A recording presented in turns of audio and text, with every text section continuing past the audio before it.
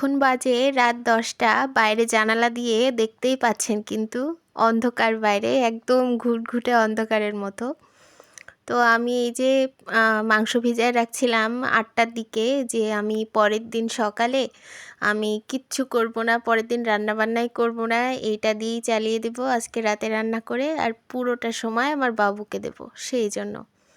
তো এই যে প্রথমে একটু তেল নিয়ে নিছি আমি ৮০ গ্রামের মতো, তাতে গরম মশলা দিয়ে ফোড়ন দিয়ে একটা কী সুন্দর যে স্মেল বের হচ্ছে। তো স্মেলটা বের হলে এবার আমি এই যে পেঁয়াজ হামানদিস্তাতে থেতো করে নিয়েছিলাম ৪-৫টা মতো পেঁয়াজ। তো সেটাই দিয়ে এবার আমি একটু ব্রাউন করে ভেজে নিচ্ছিলাম। আর এই যে পেঁয়াজ ভাজার গন্ধ আর এই যে মশলার গন্ধ, ফোড়নের গন্ধ, মানে এত সুন্দর একটা স্মেল করে না, অনেক সুন্দর। রান্নার সময় এই স্মেলটা অনেক ভালো লাগে। তারপরে এই যে ১ চামচ রসুন বাটা, ১ চামচ আদা বাটা দিয়ে আরও ১ মিনিট মতো আমি হালকা আঁচে একটু ভেজে নিয়েছি। আর আমি খালি ভাবছি যে কখন আমার রান্নাটা হবে, তাড়াতাড়ি হয়ে যায়, তাড়াতাড়ি হয়ে যায়। তারপরে যে আর কি মশলার যে গুঁড়া মশলাগুলো দিতে হবে। তো প্রথমে হলুদ গুঁড়ো ৩.৫ চামচ, জিরা গুঁড়া ২ চামচ, ধনে গুঁড়া ১ চামচ আর মরিচ গুঁড়া আমি ৪ চামচ দিয়েছি। দিয়ে একটু নাড়াচাড়া করে আমি এবার অল্প একটু সামান্য পানি দিয়ে কষিয়ে নেব, যেন যে গুঁড়া মশলাগুলো যেন পুড়ে না যায় তাপে। মশলা তো সেই জন্য তেলের তাপে পুড়ে যেতে পারে সেই জন্য।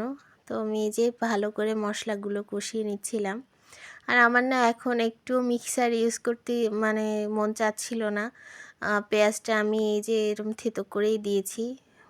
মিক্সার আবার মাজা ঘষা করো এই রাতে, সেই জন্য আর কি। মশলা কষানোটা যে এত দারুণ হয়েছিল দেখতেই পাচ্ছেন, মনে হচ্ছে এই মশলা দিয়েই ভাত মাখিয়ে খেয়ে ফেলা যাবে, এত সুন্দর, তাই না? রঙও সুন্দর আসছে অনেক। তো এবার আমি মাংসটা দিয়ে কষাই নিচ্ছিলাম ৫ মিনিট মতো। একটু আমি তেলের উপরেই কষিয়ে নিয়েছি, তারপরে ঢাকা দিয়ে আরও ৫ মিনিট কষিয়ে নিয়েছি। আর পানি বের হয়েছে।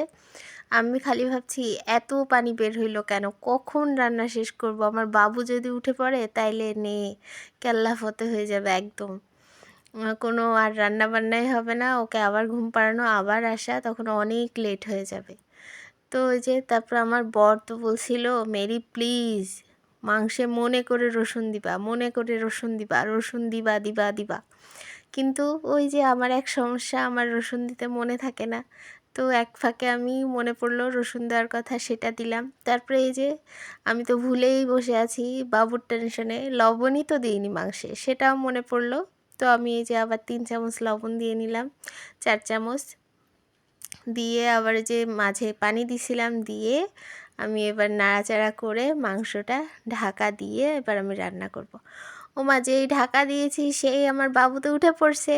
তো তাকে আবার ঘুম পাড়াইছি, তারপরে লো আছে দিয়ে গেছিলাম। মাংসটা দেখি রসুন তো রসুনও গলে গেছে আর মাংসও পুরো গলে গেছে, মনে হচ্ছে যেন একটু নাড়া লাগলেই পুরো নাতা খাতা হয়ে যাবে, এ অবস্থা। নরম হয়ে পুরোই অবস্থা খারাপ। তারপরে চুলাটা তো আল্লাহ করে বন্ধ করলাম, যে ঝোল যা আছে থাক, আর শুকাচ্ছি না, কালকে তো আবার এমনিই জাল দিতে হবে, তখন শুকিয়ে নেব।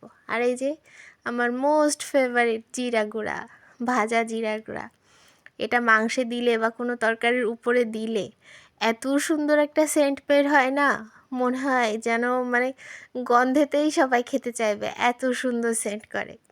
তো এটাও দিয়ে ফেললাম, দিয়ে এবার এই কড়াইতেই আমি ঢাকা দিয়ে রেখে দেবো। ফ্রিজে তো এখন তোলা যাবে না, কারণ এখন তো অনেক গরম। তো আমি এটা সকালেই তুলবো ফ্রিজে, তারপর আবার দুপুরে বের করে গরম করব। যেহেতু গরমকাল পড়ে গেছে, শীতকাল হইলে আর ফ্রিজে রাখা লাগতো না, একবারেই গরম করে ফেলতাম বাইরে থেকেই। তবে সকালে উঠে আবার ফ্রিজে রাখা লাগবে, তারপরে পরে আবার গরম করে খেয়ে নিব। তো আজ এই পর্যন্তই, আল্লাহ হাফেজ।